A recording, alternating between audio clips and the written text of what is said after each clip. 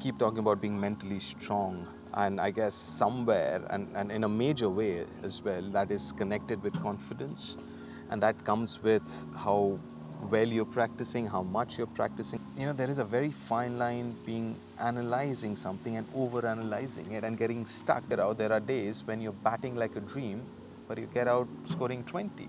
And there are days when you're not feeling well, you're not batting well, but you end up getting 100. So the end result can't be, end of it all. It has to be the process. So you see a ball, your muscle memory takes over, and you do what you do.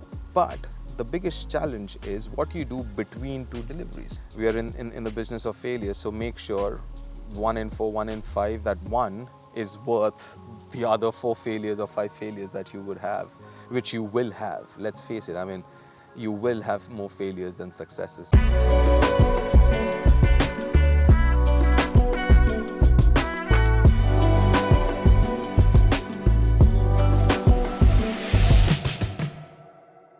Cricket Life Stories with me, Neel Khagram. Today on the channel, again, we're joined by former Indian international Deep Dasgupta. Deep, how's it going? Not too bad. All good, all good.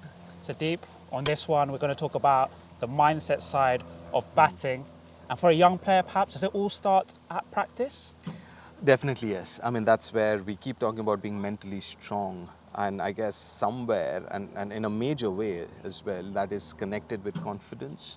And that comes with how well you're practicing, how much you're practicing, because it's like any other field, isn't it? If you're prepared enough, automatically that confidence comes, and you're stronger mentally because you've done the hard work, you've done the hard miles, so you know exactly that you're good enough.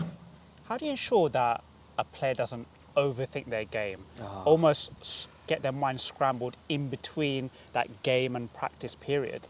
That's a very tricky one, because obviously I've seen and come across a lot of players who are a little more technically bent, so they would kind of analyze everything, every movement, every innings, which is not a bad idea, but there is a very fine line being analyzing something and over analyzing it and getting stuck, because it can be a kind of a quicksand if you can't draw the line, and if that line is very blurry. So it's very important that you have your basics right. So what I would suggest is have a few, check boxes, keeping it very, very simple for batting, bowling, wicket keeping, and just look at those things and not worry about too many things, because what happens is there are symptoms.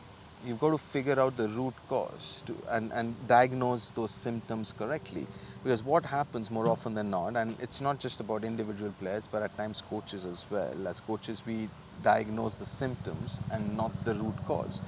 So bottom line, I guess, try and keep it simple. Important to analyze, but just keep it as simple as possible. Are you almost saying that a player should see their game more as a process, as opposed to looking at the individual scores, whether it be even if they get a century on the Saturday or a low score? Yes, one thing I'm sure you've heard and everyone else has heard about as well is being emotionally balanced and not be in an emotional roller coaster where you're doing well, you're like top of the world.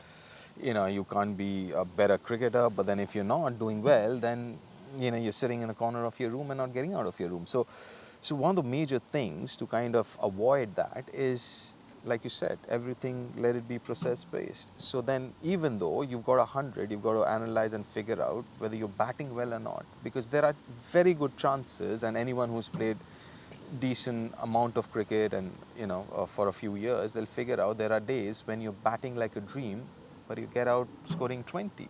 And there are days when you're not feeling well, you're not batting well, but you end up getting 100. So the end result can't be, end of it all. It has to be the process. And like you said, just think about the process. Were you bowling right? Was the ball coming out of your hand correctly? Did you play the shots that you wanted to? Did you kind of hit areas that you wanted to? Yeah. You've obviously shared a dressing room with some of the greats of our game. Was that a common trait that you saw in that dressing room, that kind of mindset? Yeah. Seeing it as a process? Absolutely, yes. Because, we've all got to realize that we are in the business of failure here. right? I mean, the best players, name the best players in the world, their success rate would be 1 in 3, which is 33%, which is not a lot. I mean, you'll fail in any exam with that kind of a success rate. But we are in that business. So it's more than handling the 33%, it is how you handle the 66%. And for mere mortals like us, that could be 80% of the times. What about dealing with nerves? Whether it be before the game, you're just about to walk out, your Yeah. next man in, or even in the middle. Maybe you're Yeah. a tail ender and facing a quick bowler, you have that nerve element. Yeah. Any tips for a young player perhaps watching this? I think the important part is to have a routine and prepare yourself. Bottom line is preparation. So, and this is what I keep telling people and telling kids is, it's important to prepare during a net session what you expect to get in a match. For example, a lot of us, we hit the nets and without a plan, we just go rock up and hit a few balls or bowl. That's about it, without a plan. It's important to have a plan and have specific plans for every net session or every session that you have, and make sure you fulfill those, because that's how you prepare yourself for the tough times. You can't be rocking up in net sessions and just not worrying about it, and into a game suddenly you're 40 for 4 batting, and because you don't know how to handle that situation. So when you're batting in the nets, make sure you kind of simulate those situations and tell yourself before a net session, you know what, I'm going to bat as if it's 40 for 4 and bat accordingly. You mentioned the word routine there. In Yeah. the middle, is it important to have individual things that help you keep fresh mentally, switching on and off between balls, etc.? Yeah. Obviously, you've got a Test 100 yourself. That ability to go big. Yeah. Any tips again? I mean, routine is imperative. I mean, you've got to have a routine, you've got to have a plan. And when I say routine, because it's the biggest challenge that I think in cricket is, especially as a batter, because batting is reactionary, right? You react to the ball. You see a ball and you play it. So you see a ball, your muscle memory takes over and you do what you do. But the biggest challenge is what you do between two deliveries. So you've got good 10, 15 seconds or maybe even more between deliveries. And what you think, how you manage those 15, 20 seconds is very, very important, because that's the mindset you get into while you get into your stance to react to a bowler. And it happens to every player, whether you're the best player in the world or a young clubby, that dip in form, the feeling you can't even get it Yeah. off the square. Yeah. When you go through a slump like that as a player, what kind of things, when you reflect back on the career you've had, playing at the highest level, Test cricket for India, what kind of things were you doing, were the greats doing around you in terms of getting yourself back into form, getting that mindset correct?